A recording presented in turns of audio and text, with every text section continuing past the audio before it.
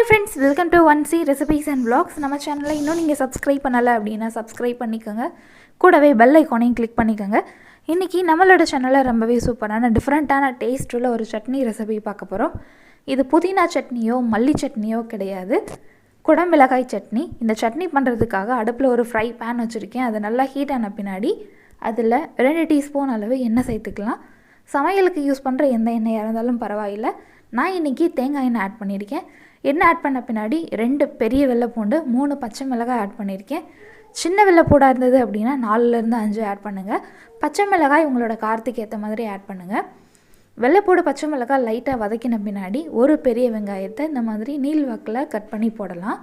நம்ம வதக்கி அரைக்கிறதுனால கொஞ்சம் பெரிய சைஸாக கட் பண்ணி போடுறதுனால ஒன்றும் ப்ராப்ளம் கிடையாது. ரொம்ப குட்டி குட்டியாக கட் பண்ணி நேரம் செலவு பண்ணுறதை தவிர்த்து இந்த மாதிரி பெருசு பெருசாக கட் பண்ணி போட்டுக்கலாம். வெங்காயம் நல்லா சாஃப்டாக வர வரைக்கும் வதக்கிட்டோம்.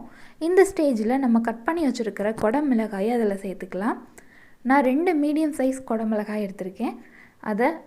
அதில் இருக்கிற விதைகள் எல்லாத்தையும் ரிமூவ் பண்ணிவிட்டு நல்லா கழுவி இந்த மாதிரி மீடியம் சைஸாக கட் பண்ணி போட்டுக்கலாம். இப்போ நல்லா டார்க் க்ரீனாக இருக்குது. நம்ம வதக்க வதக்க அதோட கலர் லைட்டாக மாறும், அதாவது லைட் க்ரீனாக மாறும். அந்த ஸ்டேஜ் வந்த பின்னாடி நம்ம ஃப்ளேம் ஆஃப் பண்ணிடலாம். கொஞ்சமாக உப்பு சேர்த்து வதக்கிக்கலாம். சட்னி அரைச்ச பின்னாடி உப்பு எவ்வளோ தேவைப்படுதோ அதுக்கேற்ற மாதிரி ஆட் பண்ணி அட்ஜஸ்ட் பண்ணிக்கலாம்.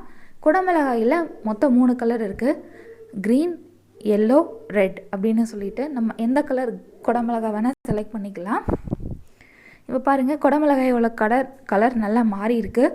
இந்த டைமில் ஒரு சின்ன கோலி குண்டு சைஸ் புளி அதில் சேர்த்துட்டு நல்லா ஆறின பின்னாடி மிக்ஸி ஜாரில் சேர்த்து கொஞ்சமாக தண்ணி ஆட் பண்ணுங்கள். நல்லா பேஸ்ட்டாக தான் நமக்கு அரைக்கணும், தண்ணியாக இருக்கக்கூடாது.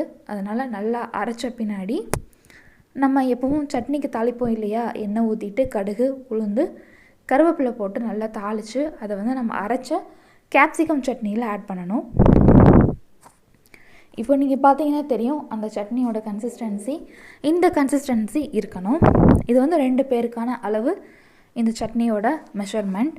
இப்போ இந்த சட்னியை டேஸ்ட் பண்ணி நம்மளோட ஃபுட் ரிவ்யூ வேலு சொல்லுவாங்க எப்படி இருக்குன்ட்டு. என்ன புதுசாக டேஸ்ட் பண்ணதான் சொல்கிறேன்? பச்சை கலர் ட்ரெஸ் போட்டிருக்கீங்களா, அதான் பச்சை கலர் சட்னி பண்ணேன், அதான் டேஸ்ட் பண்ண கொடுத்துருக்கேன்.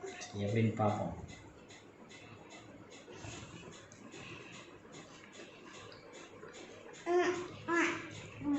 சட்னி சூப்பராக இருக்குது, நைஸாக வலுவலுன்னு ரொம்ப டேஸ்டியாக இருக்குது.